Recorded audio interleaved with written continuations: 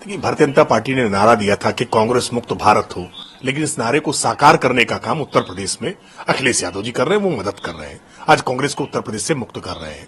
उत्तर प्रदेश में समाजवादी पार्टी से 5 सीटों की डिमांड कांग्रेस पार्टी के प्रदेश अध्यक्ष लगातार कर रहे थे, लेकिन आखिरकार वही हुआ कि कांग्रेस का हाथ का पंजा खाली रह गया। अब वो हाथ मलते रह जाएं, हाथ खड़े कर दिया आखिरकार कांग्रेस पार्टी ने, और इसके लिए जिम्मेदार भी कांग्रेस पार्टी है।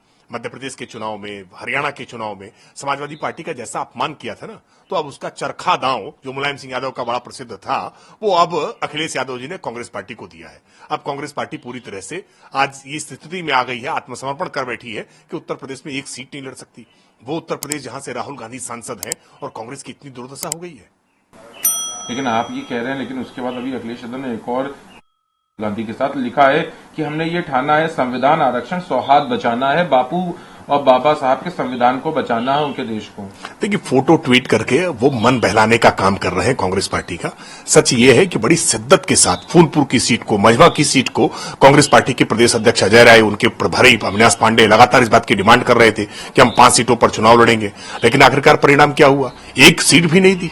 कांग्रेस पार्टी को आज जिस तरह से उन्होंने अपमानित करने का काम किया है, अब कांग्रेस पार्टी को वो फोटो ट्वीट करके लुभाने का काम कर रहे हैं। ये फोटो से राजनीति नहीं चलती है, राजनीति में चुनाव लड़ना पड़ता है, और कांग्रेस पार्टी आज उत्तर प्रदेश में चुनाव नहीं लड़ रही है। ये कांग्रेस पार्टी की समाप्ति के संदेश हैं।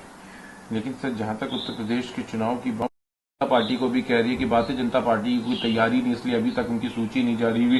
जो एनडीए अलायंस है उसमें भी खटपट नजर आ रही है यहाँ पे यूपी में। देखिए, राष्ट्रीय जनतांत्रिक गठबंधन पूरी तरह से एकजुट है।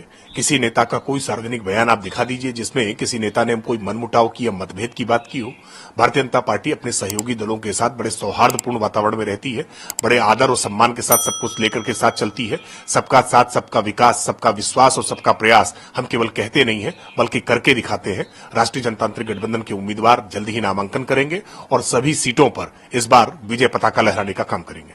सवाल और इससे अलग हटके है, कल शुरू हुए, गिरिराज सिंह चंद ने कहा है कि चाहे कांग्रेस पार्टी हो या अखिलेश यादव का परिवार हो, ये सब लोग अभी एक मोनार्क स्टेट में जी रहे हैं, इनको परिवार के बाहर कुछ नजर नहीं आता, इसलिए हमेशा अपने परिवार के लोगों ही को बढ़ाते हैं इस तरह से। कल पूरे देश ने देखा है कि प्रियंका वाड्रा के नामांकन में किस तरह से मल्लिकार्जुन खड़गे, जो कांग्रेस पार्टी के अध्यक्ष हैं और एक दलित नेता हैं, उनको किस तरह से बाहर रखा। वो आने के लिए अंदर लालायित रहे, प्रयास करते रहे, लेकिन गांधी वाड्रा परिवार के सामने वो पूरी तरह से अब मजबूर महसूस हुए।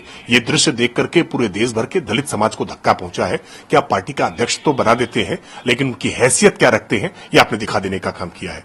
कांग्रेस पार्टी के लिए गांधी परिवार ही कांग्रेस पार्टी है, परिवार ही पार्टी है और पार्टी ही परिवार है। सर, खबर और है, मदरसों से जुड़ी उत्तर प्रदेश में तरफ से जांच का आदेश हो गया है। शासन की जो एजेंसीज हैं, जांच एजेंसी चाहे वो एटीएस हो, वो भी इसमें मदद करेगी शासन। देखिए, मदरसों के आधुनिकीकरण को लेकर के उत्तर प्रदेश की सरकार ने कई सारे प्रयास किए हैं। मदरसों को लेकर के हमने ऑनलाइन पोर्टल पर रजिस्ट्रेशन करना अनिवार्य किया और कई सारी ऐसी विसंगतियां मिली,